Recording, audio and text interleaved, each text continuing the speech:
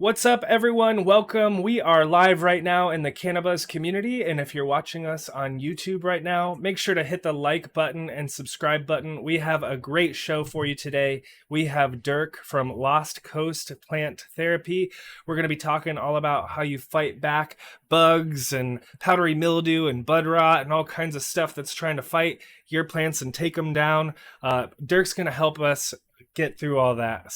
But before we get too deep into our interview, I have a few shout outs that I have to make first. First off, shout out to everyone in the CannaBuzz community. If you dig our YouTube channel or if you just like what we're putting out there, please support us by downloading the CannaBuzz app from the App Store or Google Play Store, or going to our website at cannabuzz.app and join our community. You can join for as little as $4.20 a month. It just helps support the show, and use the code GROWERSLOVE for 50% off your first month.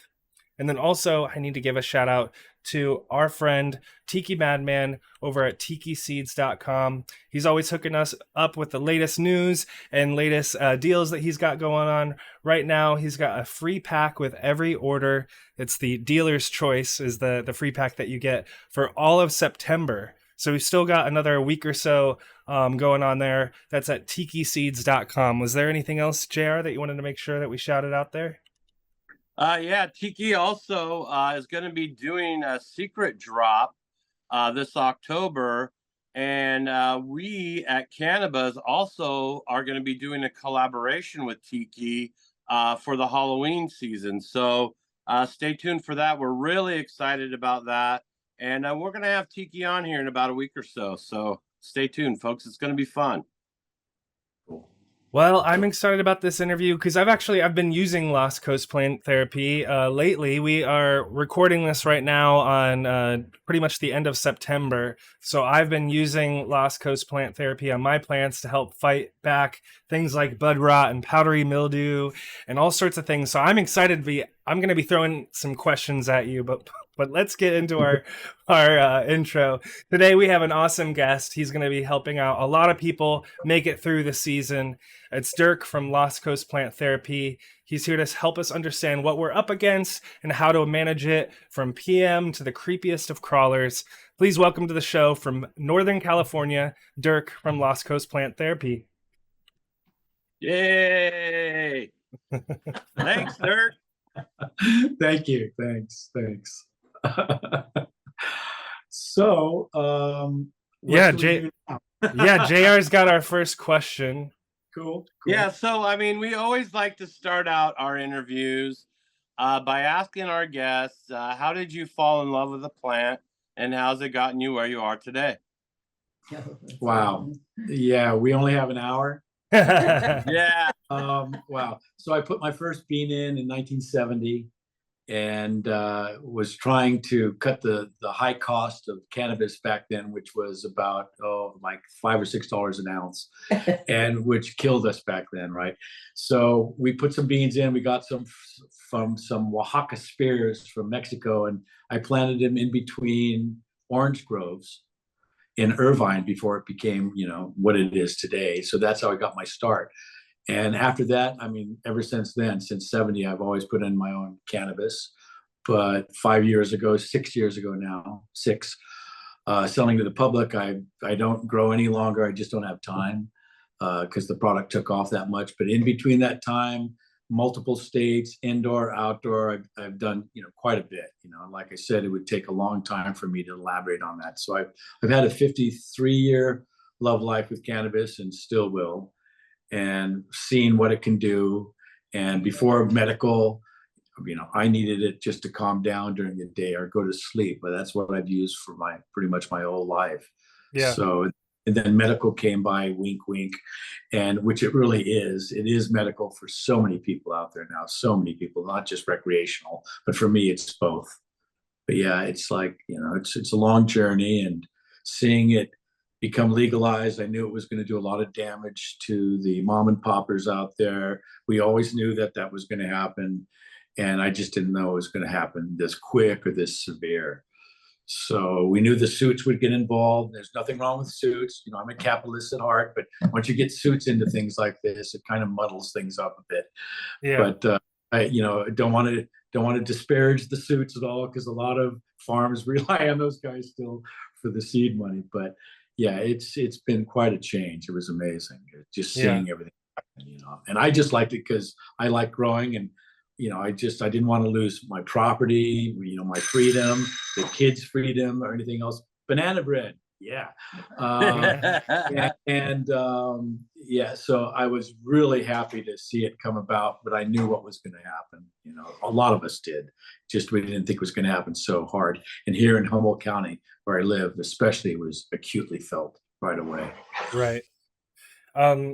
As a grower, were you, you know, our next question is going to be kind of about what the genesis of Lost Coast Plant Therapy, but kind of leading into that, were there issues that you were encountering as a grower, you know, maybe where you live or down in Irvine or whatever, that was kind of making you think about ultimately what led to Lost Coast Plant Therapy? Well, Irvine, I was still in high school, so right. You know, the growing down there was, you know, kind of pitiful. We were just so happy. We'd get 50-60% females and males, and smoke the male flowers also. It was like, yeah, we're getting high off of this, even though we weren't. And you know, since to me it wasn't there, you know, a bud maybe 6-8 inches long, 75% of it would be seeded weight, but it was still our cannabis. It was special, and just So then, 30 years. What? Oh yeah, 30 years. Yeah, 30. So my wife is here because, you know, I'm turning 70 soon, and I forget a lot of shit now. And you know, and it's not cannabis so much. It just, I have, my head is going 50 miles an hour because I'm doing conference calls almost every day, talking to growers all over the world every day. So I noticed that the cannabis is really helping me out now because I'm so into my head with all that. In Humboldt, 30. But yeah, Humboldt County for 33 years I've been here growing, and before that it was, you know, Mendocino, Colorado. There were just different places that were small, but this is where I really did my chops, was in Humboldt County, you know, being with all these other incredible growers, learning so much. Even to this day, I still learn new things every single day, even though I'm not even growing any longer. You know, it's this new blood that came in that had so much, and so many of growers my age were like, we're not listening to anybody. We're old school, you know, we're OGs. We can do this and that. And I just saw them one by one just not go down, but there was so much that the youngsters, I hate calling them that because that shit, you know, now I'm old, but they were bringing in all this new growing techniques and everything. It was quite amazing. So I latched onto that immediately. That's why most of the people I hang out with are in their 30s and their 40s still. You know, I don't hang out with too many of my, you know, my peers, my oldsters. You know, not because I would say the same is kind of true for myself. And I think kind of the things we were kind of alluding to is in Humboldt, you were facing certain battles. Each year would bring a new battle. Each year would bring a new thing. And so what kind of led you for the development of a product that was kind of as robust as the Lost Coast Plant Therapy is? I'll tell you that, but I just saw Sam blow something. I'm going to get one of my fatties and light it up here. I can't. Yeah. There you go. I just got some new cannabis from a friend of mine, carbon fiber. Okay. Have you ever heard of carbon fiber?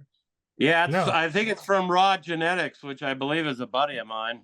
Yeah, it's like, wow. Anyway, some new strains. I got Lance, that Gelinade, and that. I'm just so excited. Nice. Lance, yeah. I love Lance, Ridgeline. I love those guys. Yeah, I just got back from his property. I know Jason pretty well, the little shithead. No, he's cool. Fantastic. I love him to death. He grows cannabis I really want to smoke right now. Yeah. And you know, the outdoor sun has the terpenal, the profiles on them. The cannabinoids are so much more, but still good indoor. There's nothing wrong with really good organic indoor if it's grown properly. For sure. Because I myself for years. But yeah, Ridgeline, Jason's a great guy. He wanted to do a banner, so we just came out last week with a banner of us and his farm. So yeah, we're going to be doing that with quite a few farms now.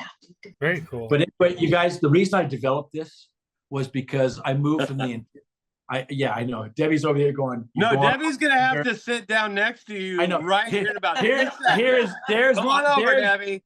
There's Come the on reason. Over, girl. There's the only reason I'm here today. That's the only reason. So, oh my God. Oh, and you guys, I have to show you this. The horses just came running up. I don't know if you can see them out there. Stop, too light.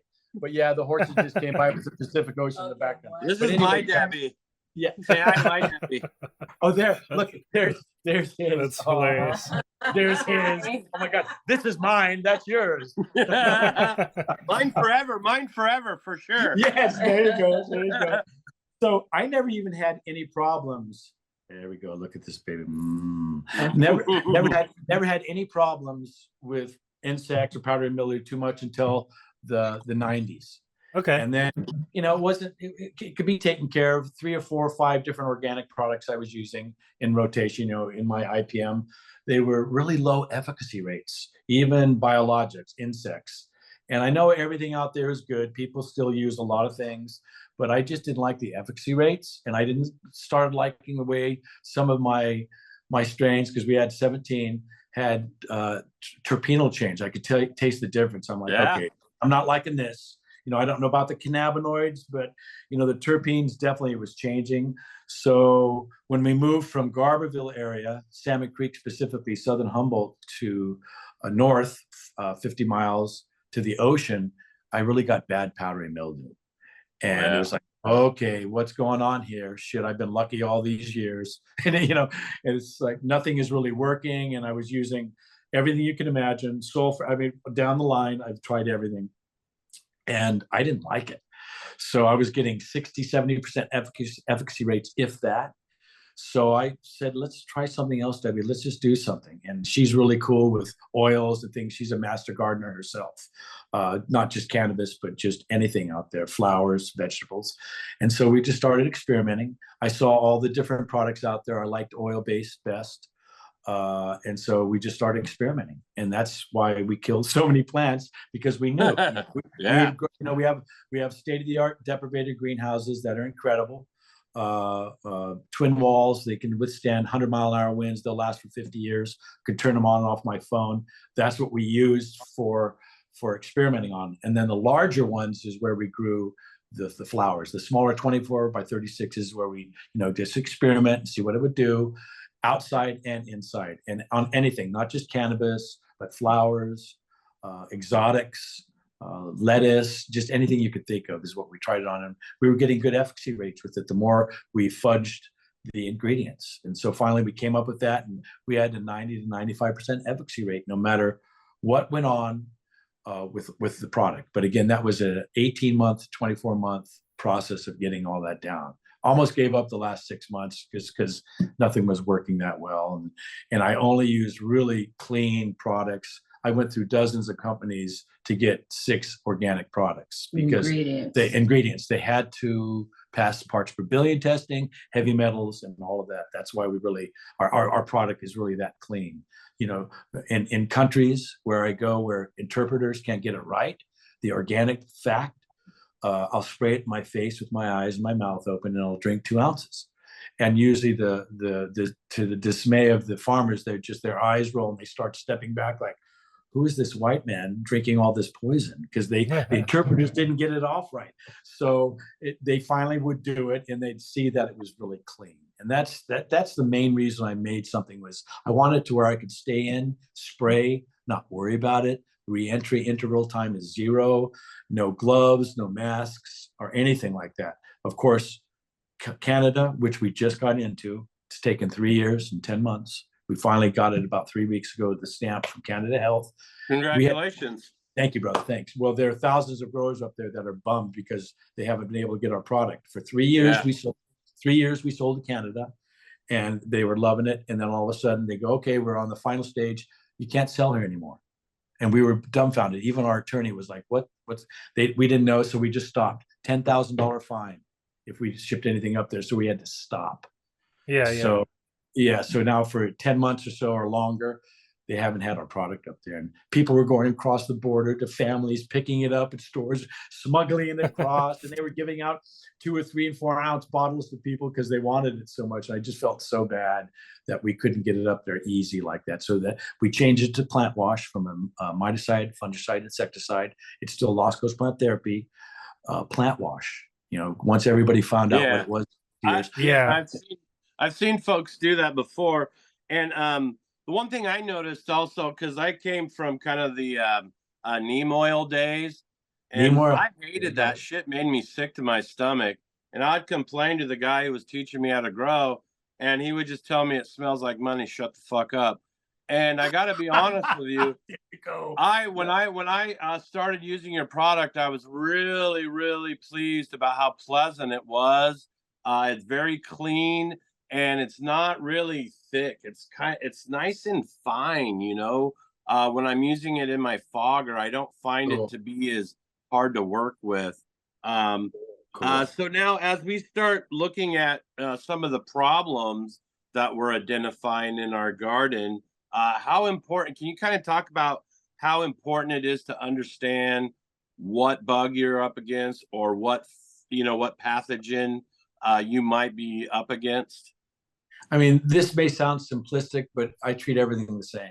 The only two things I don't are root aphids and russets, which are a little bit more intractable and harder to get rid of. Just takes more prolonged, heavier dosage of our product to get rid of them. But weekly maintenance now is all 5 continents we're in and 48 states, weekly maintenance, no matter where you are, no matter what's going on. Powdery mildew, sometimes you can get by with half of our dosage with people keeping it at bay, because it does change the pH when you do it weekly like that and keep it at bay. Some people want to sleep at night, so they'll put it on twice a week still, no matter what. You know, even though probably half the farms I've gone to realistically have put in way too much of our product, but it doesn't matter. They don't care. They want to be able to sleep at night. The important thing is the terpenal damage, non-existent, and the cannabinoid damage, non-existent. And things like you said, JR, about neem oil, I only used neem oil for a month, and I was like, I'm not using that anymore. It just, I could tell what it's going to do. I let one strain finish with it, and I could taste it big time. But my palate is hypersensitive. So if I'm talking to you a couple of feet away and you had lunch 4 hours ago with peanut butter, I could tell very easy. But my palate was really, I could tell big differences in things, big time. What's up, everyone? Just jumping in real quick to give a shout out to one of our sponsors, Terploc, the makers of Grove bags. You can grab a Grove bag in all sorts of sizes. They make small bags in like 8 sizes. You can even get them for your weed brand if you wanted to. And then you can get them all the way up to like giant trash bag liners. So these things can be big and small, all shapes and sizes. This is a 1/4 pound bag right here. And all you do is dry your weed, say in your grow tent or something like that. Dry the weed for about 10 days, 14 days, then stick it in a Grove bag, seal it up, and leave it be. You don't have to worry about burping or any of that stuff. You can get rid of your jars. This is going to cure it. It's going to off gas, do all the things that you need to do. All you need to do after you throw it in the bag and cure it is open it up and smoke it and enjoy it. So go to grovebags.com, use the code CannaBuzz for 7% off your next order. We really appreciate it. Thanks to Grove Bags for their support. Let's get back to the interview. So I would love to get your pro tip, because I've been thinking about this question that I'm going to ask you. I've been thinking about it lately because I've been dealing with my own issues with my plants right now that I'm kind of I'm in the last probably about 2-3 weeks, I'd say, with most of my plants that I have outdoors right now. So when should I spray? Should I spray in the morning or at night? Because I've wondered if some of my plants I've had bud rot pop up, and not from caterpillars, and I've wondered if it's because I've sprayed at night, and that kind of nighttime cold period creates issues. But I'd love your pro tip. My wife is a morning sprayer. I'm a night sprayer. It doesn't matter. It's your specific atmospherics that really count, like in Oklahoma versus Florida, or anywhere. It's your atmospherics that make it. And it's important that people know that it's a very benign product, and you could put it on 3 times in a day. You could put it on every day. You could do, but you don't have to do it that much. It's hard to get that trust of every other day for a week, generally speaking, 2 ounces. And then after that, 1 ounce a week on a weekly basis, for maintenance, but all the way to day of harvest, even spraying on the day of harvest. When you do that, of course, who in the hell wants to put anything wet on their drying buds, let alone the last week of buds, rather, let alone drying? And that's what we found. People were starting to put it on day of harvest because something cropped up. And then when I first talked to a few growers that put it on their post-harvest drying and curing 3 or 4 days afterwards because powdery mildew developed. I actually yelled at these guys and profusely apologized afterwards because they were saying, no, no, no, no, no. We were able to save 75, 80% of the crop when we thought we were going to lose everything. So Right. even post drying it hanging, it still passed parts per billion and heavy metals, and the taste and everything was still there, even when it was drying. And the main reason that works is because we use isopropyl alcohol. And I tried using organic ethanol, but its efficacy rates were low. They were like 60, 65%. And if I didn't get something of 80, 85, 90, 95, I wasn't going to do it. And preferably in the high 90s or mid 90s, whatever, which is what it is. And so the alcohol in there, which it may seem like there's a lot, but it really isn't. We only have a few percentage points in each gallon of water. It's really, truly a concentrate with almost zero water in it. It's almost zero water. Yeah. And everything there works together, right? Everything works together. Nothing singularly works. And I know we're going to get into that. But when we do, I'll explain that more about that. But spraying to day of harvest is completely fine. I did it with so many plants, indoors, outdoors, and greenhouse, and seeing what it would do. And the alcohol mainly was there so it would dry my product out. Because what I found years before, I've had the product for like 12 or 13 years. We've just been selling now. I think this is our 6th year to the public because I didn't want to sell it. And the family and friends we give it to would go, please sell this. It's actually working. And so, you know, and we finally ended up doing it. Then, you know, look, it took off. But shit, see, this is why I needed Debbie here. What was I just talking about? No, but I have another question for you, JR, that I'm going to throw in because I've been actively using the product, and that's why it's so great that we're talking to you right now because I've literally been spraying it because I've been dealing with powdery mildew and bud rot and things like that, and so I actually use your product like the day of harvest on a couple of my plants because I wanted to make sure that they didn't have any bugs or bud rot or whatever kind of accumulating or whatever on them. So I appreciate all these tips that you're sharing here. I really do. It's really helpful. And you know, Sam, this is what I forgot. The reason I wanted to use alcohol was because years beforehand, when I would use other products, the liquid would stay on the plant sometimes for 2 to 4 hours. I'd find sometimes, depending on atmospherics, 10 hours later. That's what led to secondary pathogenic problems. And then all these companies were going, well, we don't put alcohol in our product. And that was a definite dig at us. And we were like, it's okay. You know, we're just a family. There's plenty of room for everybody. And we were dissed a lot. We never said a bad thing about anybody else because that's just not the way we are. Even though I cuss like a fucking drunken sailor and this and that, I could put my own up against these people. I don't, because I don't think that's right. But that's another reason I put the alcohol in, was so it could dry it out. So we'll have people going down a row of plants and then turn around and call me back up right when they're spraying in the beginning. We just sprayed and there's nothing on the plants now. We've turned around a 20-foot row and I go, well, I designed it to get off the plant in about 15 minutes under most atmospheric conditions. You just have to have a really dry one, and it was off. And he was like, well, they even do that with food. We just got into the food industry about 2 months ago. And so we may be doing a large portion of winter vegetables for the entire America. That's cool.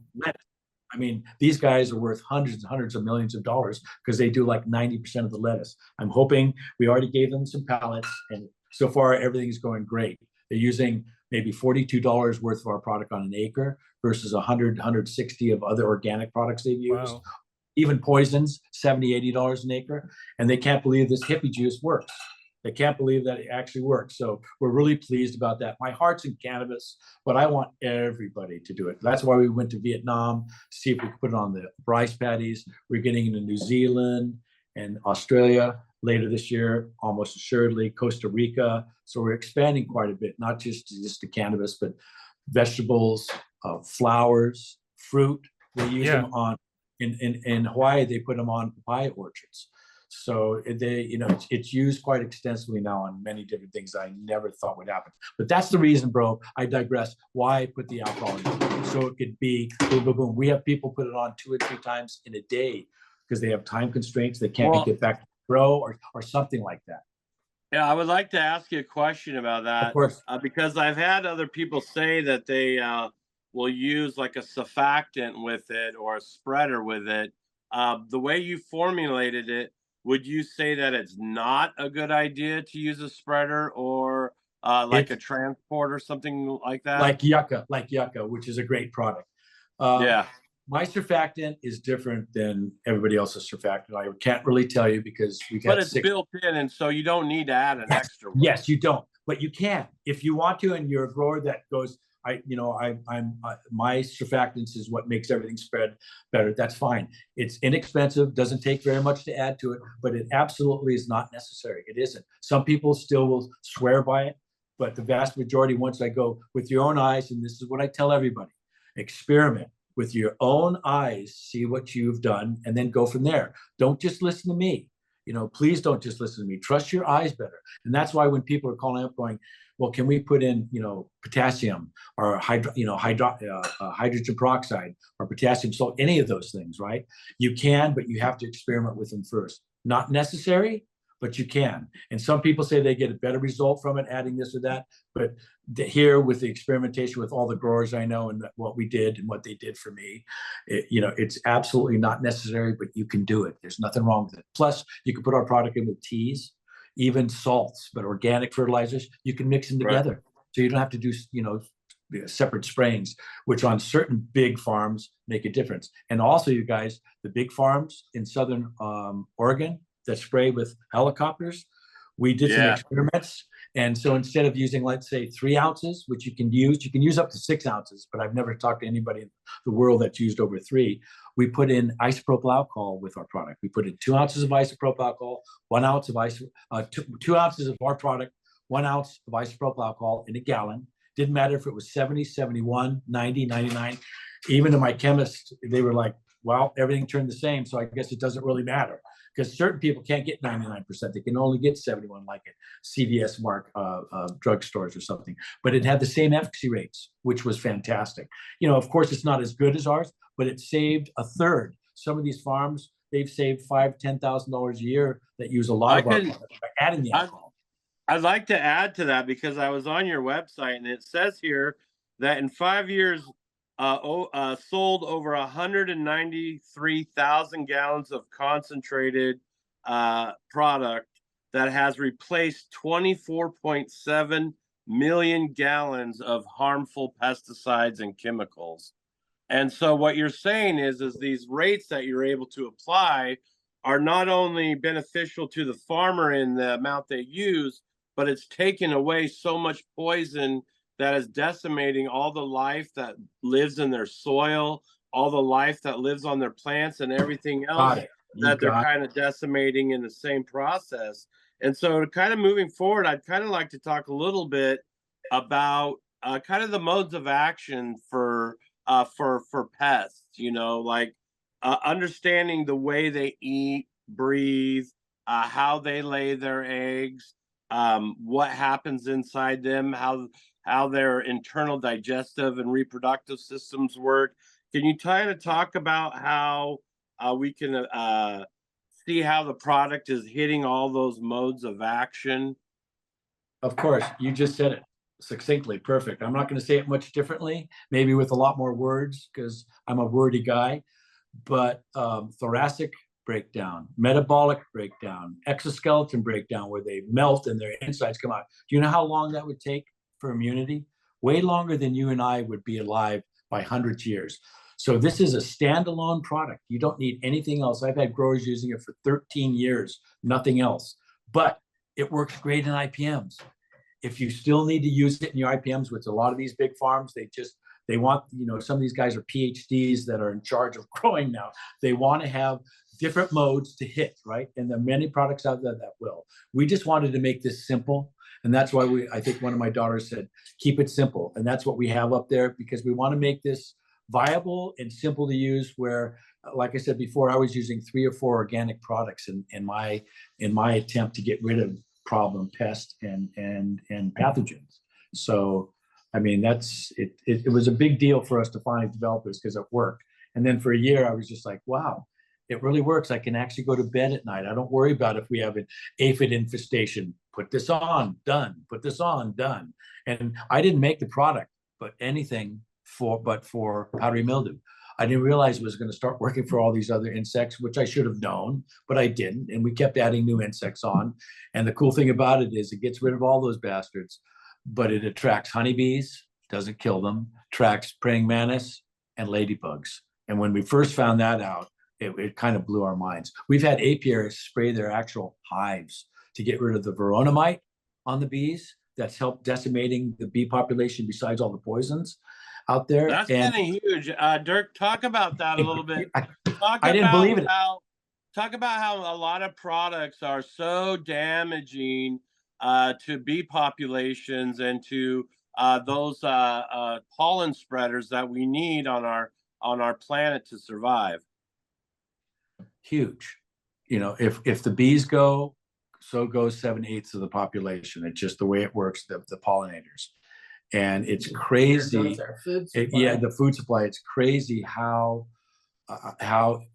much it's needed, even in the food industry. It even was more, or the orchards industry. I saw these bees and we'd go talk to these guys, and it's like, oh, you know, a third of a quarter, we know we're going to lose this much every year. It's like, wow, it just was shocking to me. But even our local apiarist and our next door neighbor, who has some of the best honey we've ever had, they use our product, and luckily you can use it around that. We even have people spraying the backs of cattle with it in Arkansas for black flies, just to get rid of them for the day, because their poisons don't work any longer.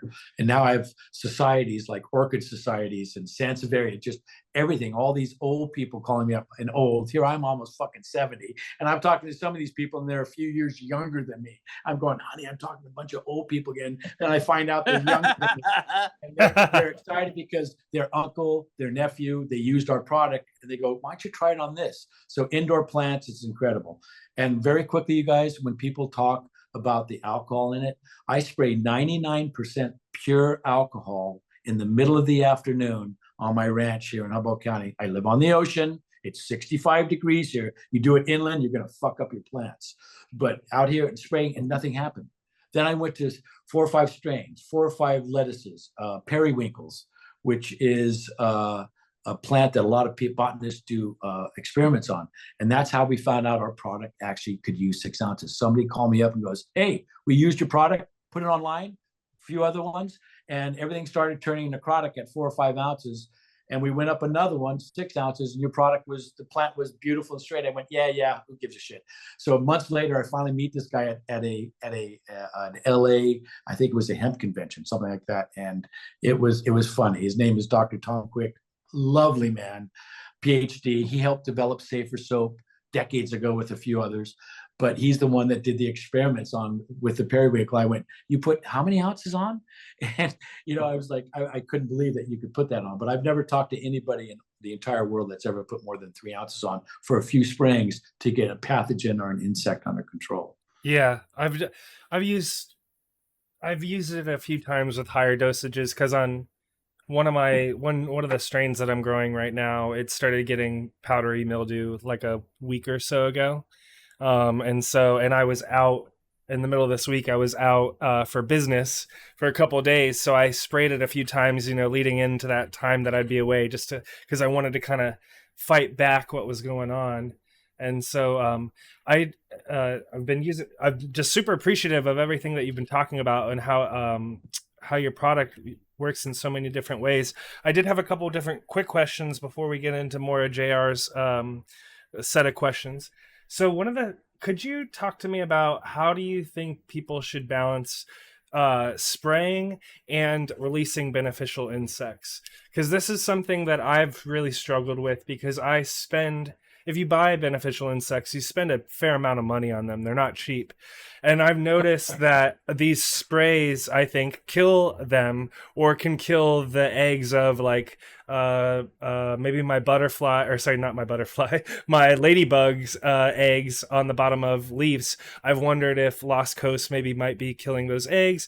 So just kind of wondered, how do you think people should balance this kind of ecosystem that you might be trying to create with beneficial insects, while also using sprays to fight back the other things that your beneficial insects aren't, helping fight, so to speak? Gotcha. Sam, your questions are great. I wish I had 9 hours. I can't believe 30 freaking minutes has already gone by. Right? So I try to keep it short. So we haven't even talked about powdery mildew yet. Yeah, exactly. We did in our indoor with the beneficial. I will. Regenerative farmers love our product. That's Jason at Ridgeline, and just I could go on down the line, Billy Reynolds, Rosie, Manny at Sensible, the dry farm and regenerative. But Debbie, what would you... The beneficials. Oh yeah, the beneficials, you guys. I used that. beneficials 15, 20 years ago. Used them for 6 months, spent thousands and thousands of dollars. I didn't see the high efficacy rates that I wanted, but I know a lot of people that still use them and they have great outcomes with it. I'm not denigrating the bio market, you know, the insect, the market at all for control, but our product will kill them just like that, just like that. They won't kill ladybugs or praying mantis or things like that, but any soft-bodied, like the termites, the predators, they will kill. So you always want to put our product on first. Then you could put those suckers on. Okay. Even, and I always like to do it 2 or 3 days later, but people call me up. Nope, we put it on 2 hours, time constraints, and it was fine because our product dries that quickly. Okay. That's cool. And it's transdermal. It's not systemic, so it's only going to be on top.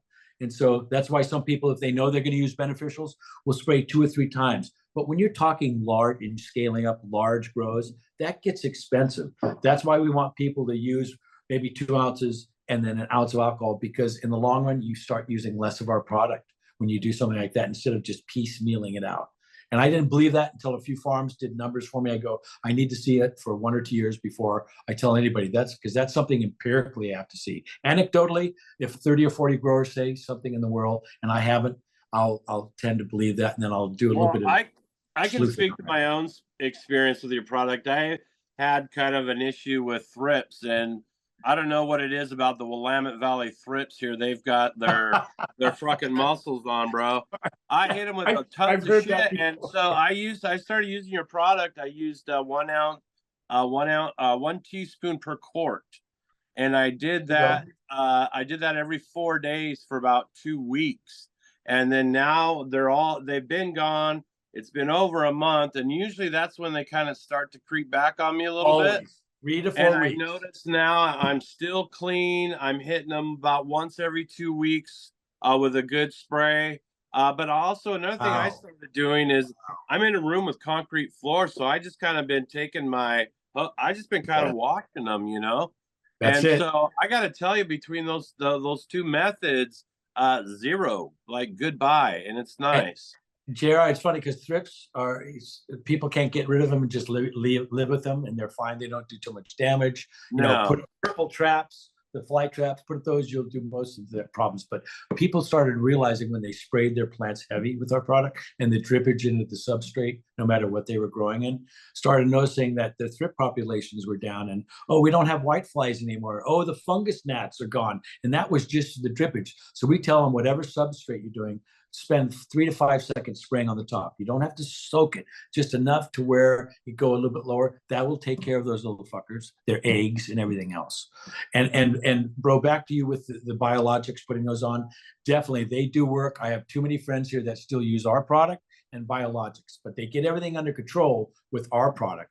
And then occasionally they'll go, okay, a week, 2 weeks, we know what's going to happen. Put on the product. Anything there, we're going to have to put more biologics on, because I spent a lot of money that many years ago. So I was not a believer in using insects for control, but I know they work because I have dear friends that still use them along with our product. That's the only things that they use, and they're having great results. They got their schedules down. And like you said, JR, pat yourself on the back. Just doing it every 2 weeks. There are so many growers out there that would hate you right now because you can do it that little. You have it down that well, because the growers that can keep it down to once every 10 days, 2 weeks, really have it down, even scale, even 40-acre plots.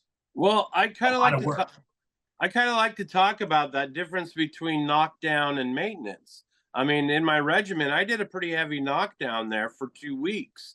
Yes. And then now I'm on a maintenance schedule. And so I think if people get caught into a constant knockdown phase, especially, if you're trying to get towards the end of the harvest, it might be over time a little expensive for you.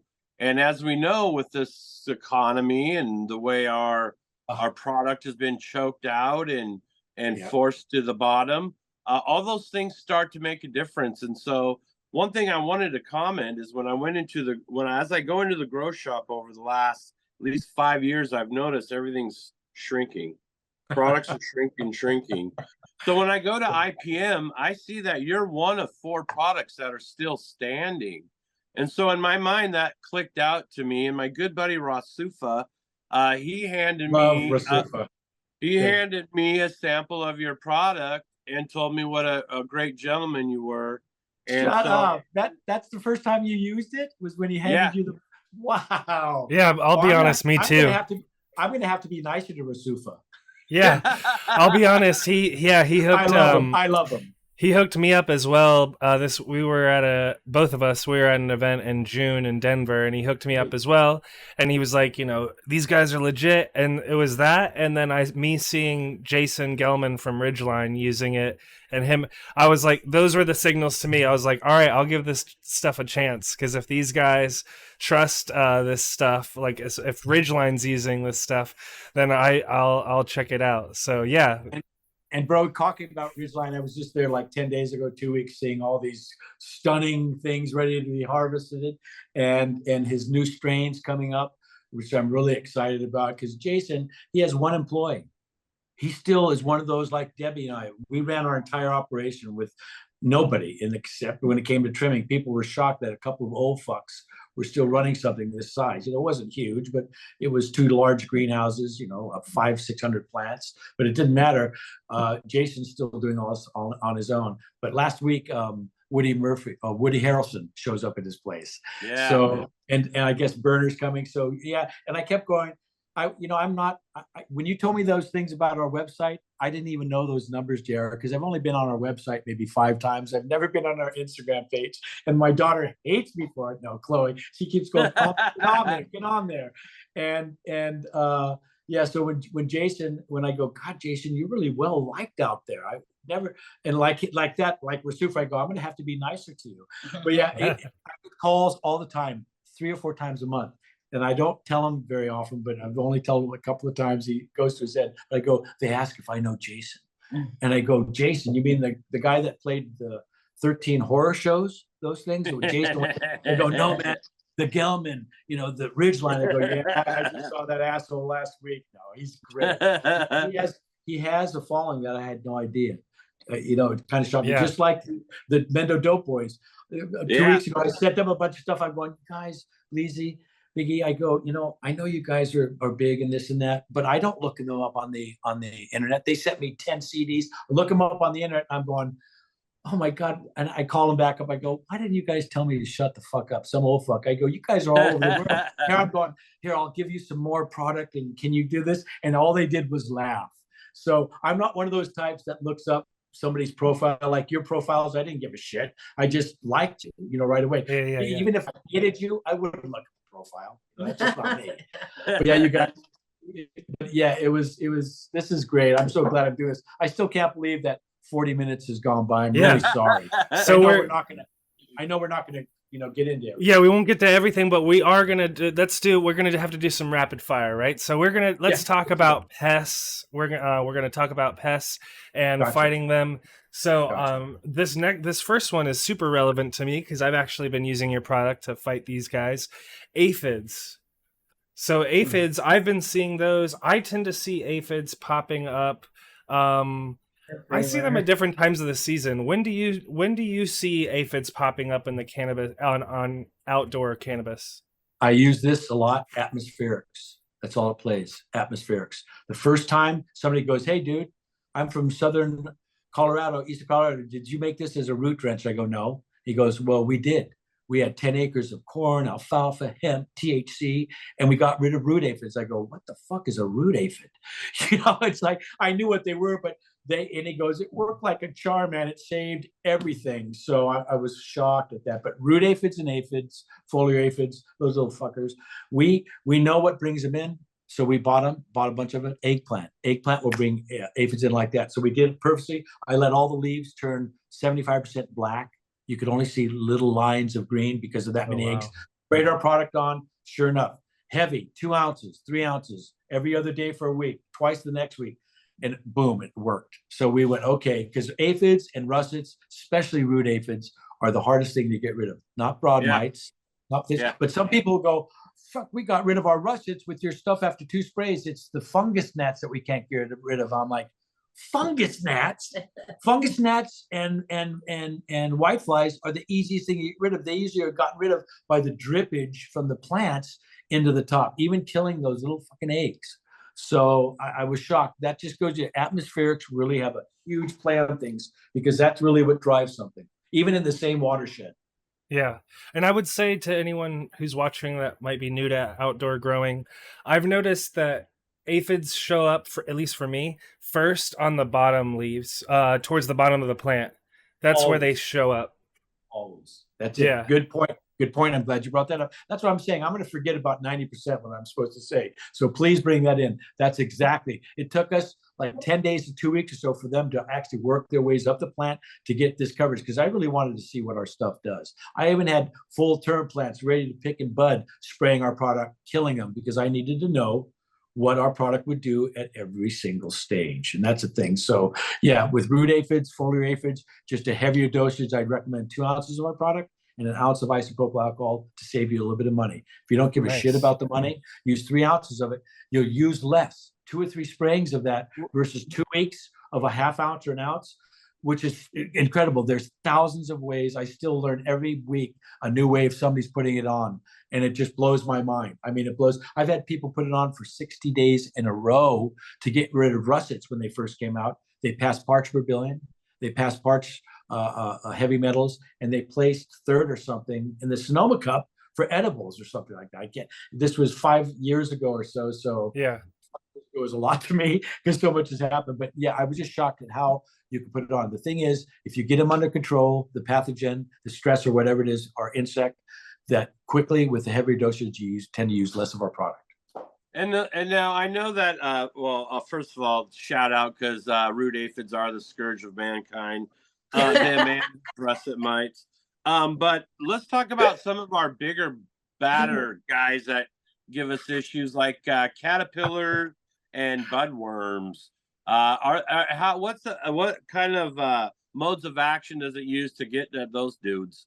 Nothing. Do not use my product on worms and caterpillars. You use way too much just to deter them. What you'll do is use a regular dosage to spray them. They like to go off to something else. Well, that's not getting rid of it. So I tell them don't. And people go, oh, we swear by it. It got rid of our caterpillars. It got rid of budworms. And well, how many plants do you have? I have 4, or I have 7. But when you're talking about, in a tent or outside, when you're talking about bigger, that's a lot more expensive to use. I'm like, fine, but our product really doesn't really do that much damage unless you get them when they're small. And I recommend Bacillus thuringiensis or spinosad, one of those 2. Okay. And weeks before, you have to know when that's going to happen, because that biologic takes a little bit to incorporate. But I have really good success with farms that are using spinosad or BT, Bacillus thuringiensis, with our product. Do you think your product at least kills the moth eggs on the underside of the leaves? It kills it kills every egg. That's the problem. If you're growing or going for ladybugs, it'll kill a ladybug eggs. Yeah. But what happens 99% of the time, they come, they scourge, they go, thank you for feeding us, your cannabis is safe, and then they fly away. The vast majority of the time, they don't stay and lay eggs and do stuff like that. But I guarantee they will kill anything eggs out there, even the praying mantis eggs. I have never talked about this before. I don't even know if it's real, but I would tell you right now that I wouldn't trust it on any eggs, on anything, which is good for bad stuff. For good stuff, it's not good, So yeah, I'll say from my experience this season so far, I used BT and it was like it didn't work as well as I wanted it to, and so I started using your plant therapy, because I was like, dude, I need to combat the bud rot, and then everything else I'll figure out. I guess I was like kind of at that point. And I noticed, at least in the last week or 2, that I've been using your product more often, that I've not had as many caterpillar issues as I did before. So I believe that that's probably due to your product killing the eggs. It is doing that with the eggs. And like I said, it'll do small caterpillars and small worms. But you guys, nothing on this planet, nothing, including ours, will get rid of bud rot. Bud rot is from a stressor of another pathogen, an insect, atmospherics again. I use that a lot. That's when bud rot happens. You just watch Trap these moisture. stunning, gorgeous buds trimming away, and all of a sudden you get there and it's the inside and the entire bud. Yep. Back in the early '80s, we were growing 4 or 5 pound, 4 or 5 stemmed pounds. Each cola was 4 or 5 ounces. Those were our specialty buds, and those were the ones more susceptible to bud rot. But once you guys get bud rot, yeah, it makes sense if you look at the way they grow in Thailand and stuff. They're very elongated sativas with little nugs that go up. They're not giant donkey ding dongs that go. Exactly, you know what I mean? exactly. Right. And so now I guess this would be, since how we're losing time. We're losing time, brother. Can we do this again? I want to do this again. I can't believe I want to do this again. I'll pay you guys to do this again. No, yeah, we'll definitely do it again for sure. I think everybody knows in the industry you could pay me with samples. Anyway. Oh, I got some great samples. I've got great samples. So let's talk powdery mildew, because that one's kind of on a level of its own. And I noticed that a lot of powdery mildew got exchanged from one cut to handing off to another. But there's also, for many of us, the environmental stresses and the environmental pressures that bring powdery mildew to the game, as you mentioned when you started moving into the Humboldt area. So kind of give us an idea of what you've kind of honed down on with powdery mildew, and how you think a Lost Coast plant therapy is very effective in addressing what I feel is a systemic problem. So 50% of the scientists think it's systemic and 50% don't. Those are numbers that I've looked at, talked at, read, spoke with people. Half of them, like so many things out there, no, it's night, no, it's day. You know, you always get that. So when that many have that many conflicting views of systemic or not, doesn't matter. And it doesn't matter if it's systemic, because our product works. It's transdermal, will not get into the vascular system of the plant because it's not systemic. A lot of systemics don't do that well with powdery mildew that I personally have been involved with, or somebody has relayed the information to me. And the thing is, if you get powdery mildew and you get it down with our product right, I've had people put on 1 to 2 tablespoons per teaspoons per gallon and have it for that if it's just powdery mildew. And it's just enough to keep the pH of the plant. These little hook things called, I think, Hostorium or something, Hostoria, that are on the spores, they don't elongate and stick into the cellulose. They just kind of stay there and they just float off. So I've had people go, didn't work, the powdery mildew's still there. And I go over to the plant now, touch the top of it. Is it still there? Yeah.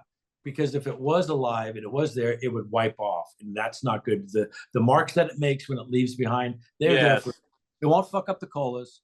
Right. Some people will. I mean, there's such a fine line to so many things I'm saying. People go, we've never had that happen, or that happens all the time. It's different. Depends on the strains. Yeah, and strains make a huge difference. There's probably 5% of the strains out there that if you were to spray our product on it, it would turn the pistils red or brown at the end. And what do pistils do when they end up? 99% of them I've seen are red or brownish, right? They're hue. Very few are still clear, or a purple when they've been dried. They're not. Yeah, it's especially if they get pollinated. That's the first thing. No, that's what I'm getting back to. That's what I'm getting back to. The breeders that have used our product love it because it doesn't turn those pistils brown, red or brown at that stage. It's at the late stage. But I've shown people videos before, sprayed cold water on a plant that we were harvesting in 2 days, and all the pistils turn red or brown 2 hours later, all of them. So any stressor back then, because all they're good for is reproducing. And I'm not belittling pistils. I think pistils are a fine little community. It's just that they're only there, no terpenes, no cannabinoids. There's nothing in there, and they're just for. And at the end, look at all the cannabis. The vast majority is a red or brown hue. The vast majority. Very few times have I seen, unless there's so much anthracene in that particular strain that it's just black purple, that they'll come out that way occasionally. Because I've grown many plants that have no green on them at all. They're black purple toward the end, and it's not because I don't feed them right. I'm a regenerative grower organically, and I was, and the purple just came out in certain strains more, not just because of cold stressors or anything like that. Because a lot of times when it comes out. So go ahead, you guys. Damn it, 7 minutes. No, I have a question on this point that I'd love to get another pro tip on is how can I accidentally burn my plant with your product? Is it dosage, or maybe it's time of day? In this context, I'm thinking about outdoors, but maybe indoors too. But how can I accidentally mess things up, basically, is what I'm asking. Well, when the experiment of 6 ounces per gallon were put on with no burning, that on periwinkles, if you yell at a periwinkle, it'll wilt. They're so delicate. It's so, Sam, it's so specific. Shit, how can I say that? God, I mean, there's just too many variables out there. There's too many variables. But what you could say is this: we keep people at 80 degrees or less to spray on.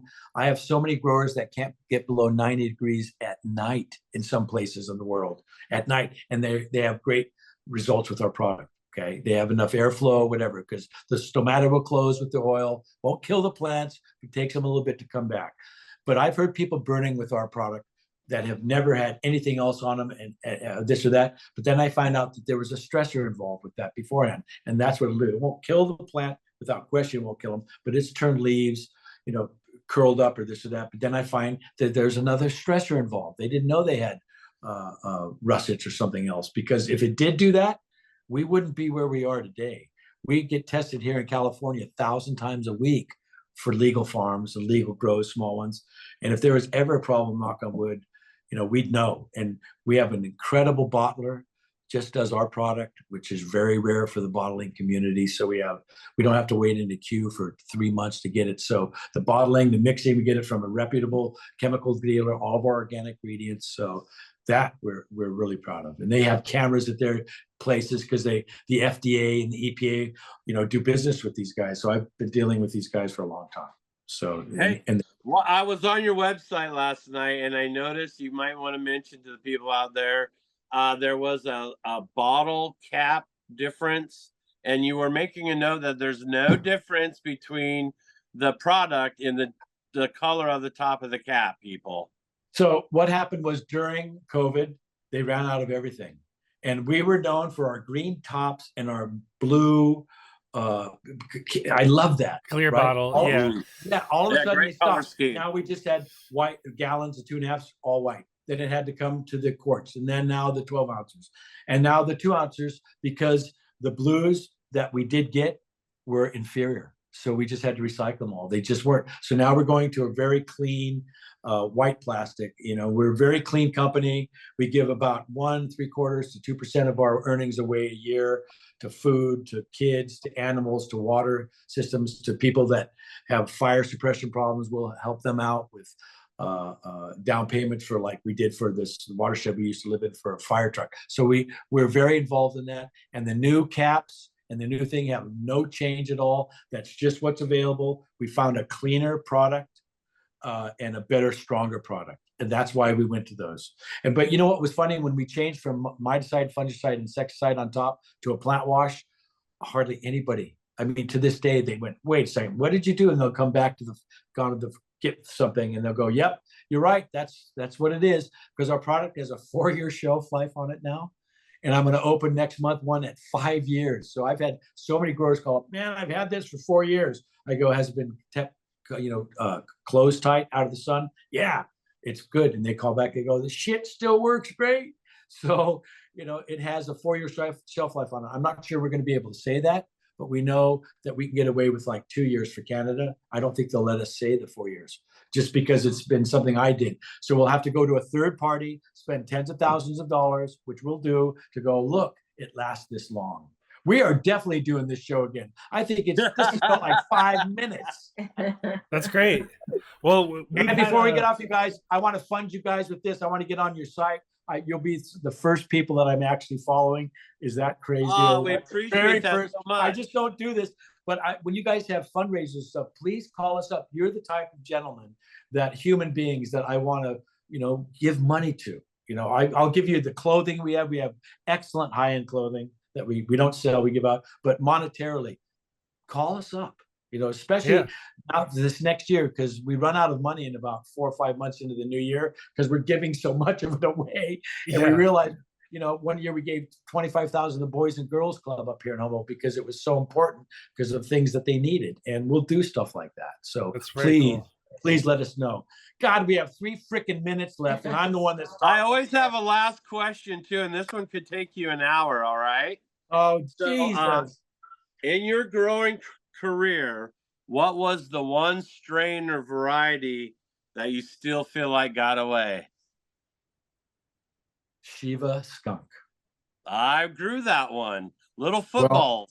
Well, yep, the real one that was 20 years ago. They came up with ones that wasn't. I had the original strain, and I had some pretty famous people putting it in their lungs that I don't think I should say, but one of them was more popular than Jesus back in the 60s and 70s.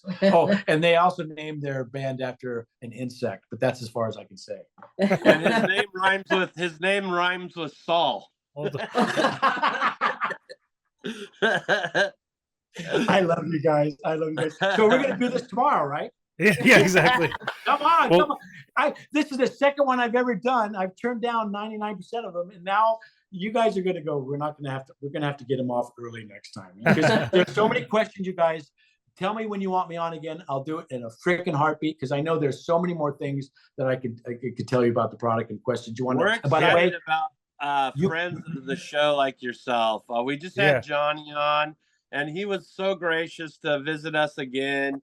And the busiest time of his life, I could imagine. Wow. So, and we know how busy you folks are. So we do really, really appreciate your time.